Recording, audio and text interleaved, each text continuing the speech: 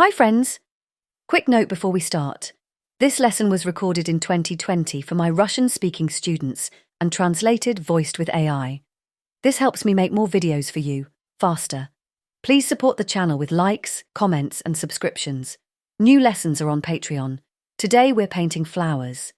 In my memory they're called Ivan Chai, Fireweed. If you know another name, tell me in the comments. The piece is simple. That version I did on a rybachka pad. Today I'm using a larger Fabriano Studio sheet, about 25% cotton. It's pleasant to paint on. If you're picking a good, reliable paper, Fabriano is a solid option. We'll work wet in wet, so stretch or tape your paper to a board. If you use a block, just leave it on the block. The drawing is straightforward. The horizon sits almost in the middle here, because we have little firs in the distance and I'm not detailing the far background. Usually I go rule of thirds, but this composition can hold a centered horizon. For the blossoms I do this. First mark a single stem with a simple line. Then I sketch the overall plume shape, think feather shape for the flower head, and I'll fill it with blossoms later. My two plumes echo each other a bit. One is taller, that's fine.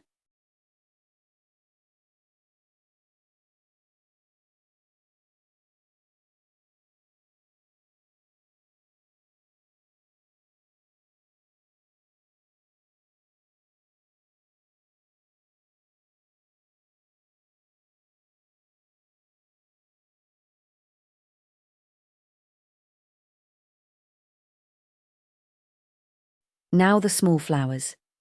Each has 4 to 5 petals. Some face us, some turn slightly. You'll see all petals on a few, fewer on others. Place them loosely and chaotically within the shape you made. Some will overlap the stem. If you get confused, pause the video and lightly trace the idea. No need to copy petal for petal. We're after density and the gesture. Don't set the buds in a ruler straight line. Stagger them.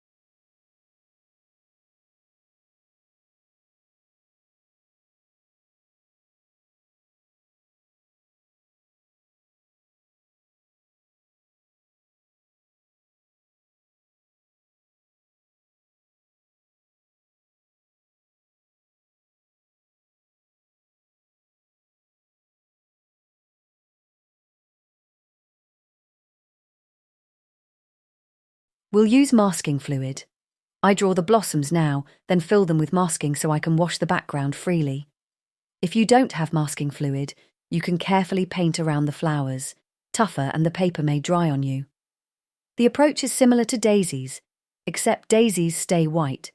Here the flowers will be painted in colour, so we'll study their hues. Notice the stem bends. Where it bows, the flowers visually pile up, overlapping more. Show that density. On the straight parts, they can space out. Around the bend, they crowd each other.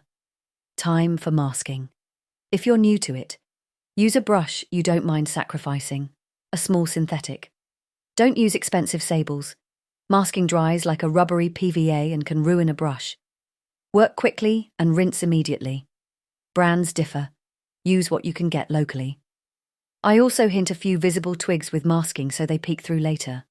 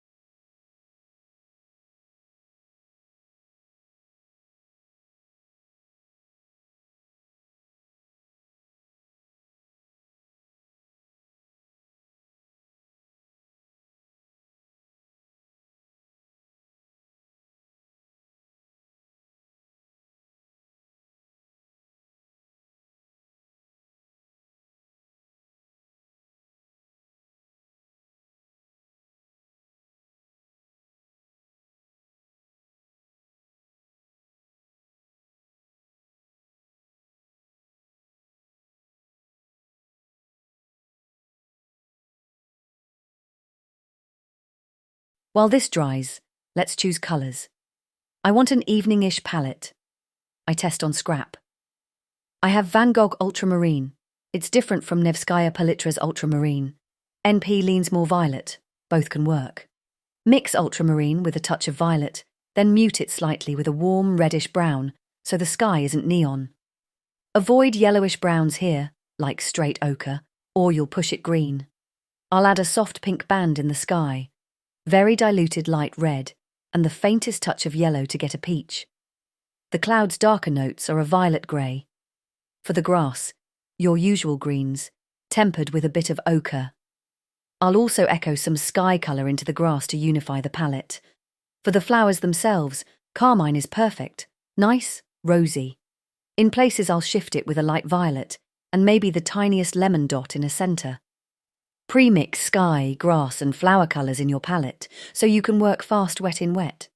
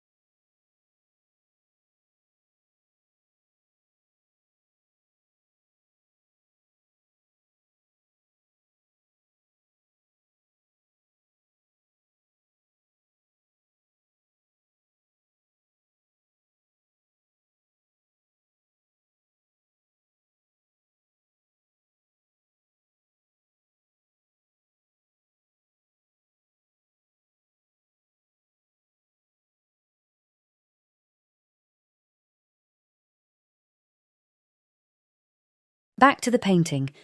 Make sure the masking is dry. With the largest brush, wet the whole sheet thoroughly. Watch for dips where water pools. Blot excess so we don't get rivers later. Start the sky with the lighter blue, then deepen upward. Tilting the board helps the wash even out. Drop in the pink band, then the faint yellow right into that pink to get a peach glow. Keep in mind the wash will dry lighter.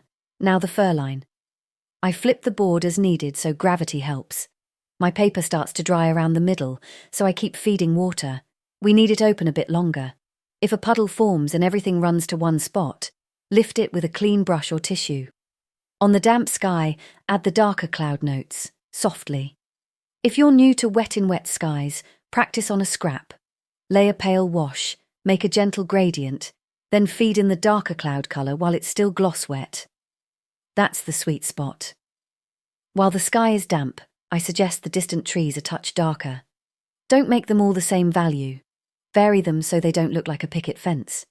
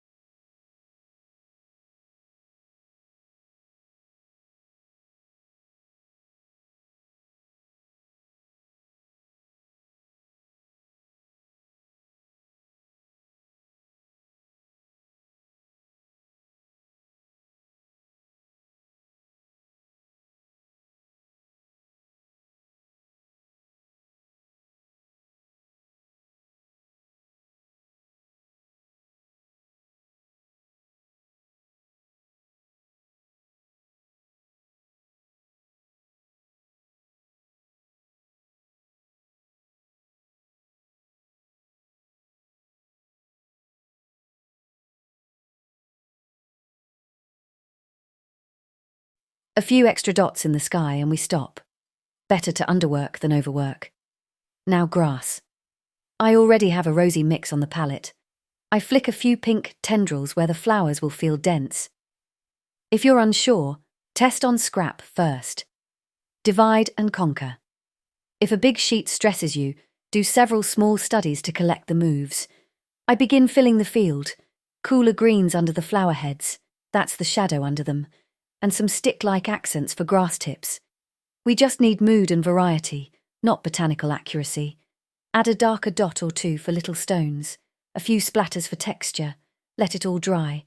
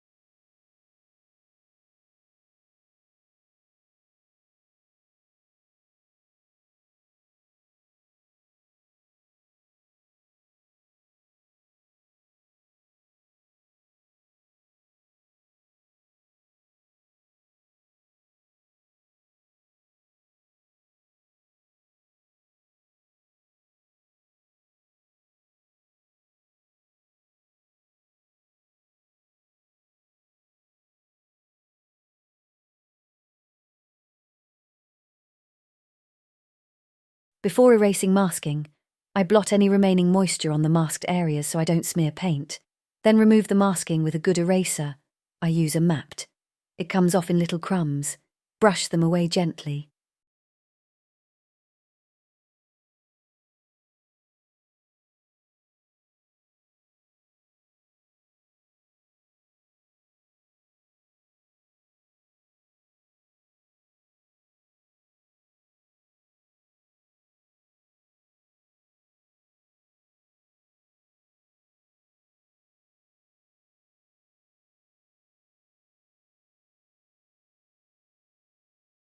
Flowers time. My base is carmine.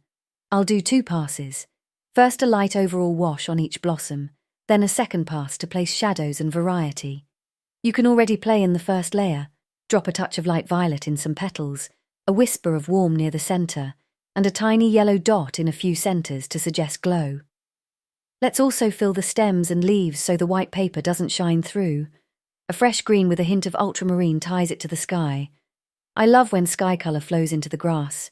Those lilac to green transitions feel natural. Add a few extra rosy specks in the field. Fireweed sometimes echoes pink in the grass. For petal form, darken selectively along an edge where one petal overlaps another. A thin, cool line here and there helps separate shapes.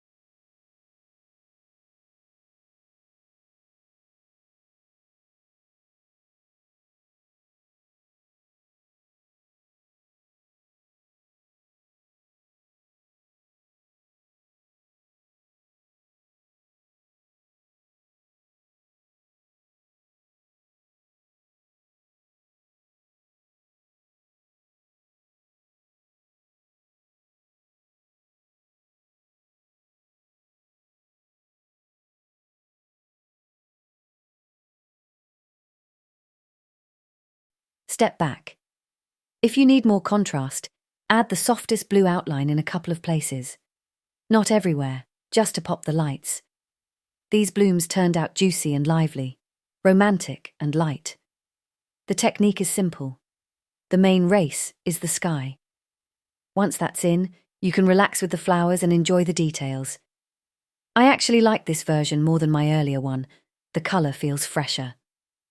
One of the flowers dried a touch darker than I planned, but that's watercolour life. Paint, experiment, and send me your results. See you in the next class. Bye.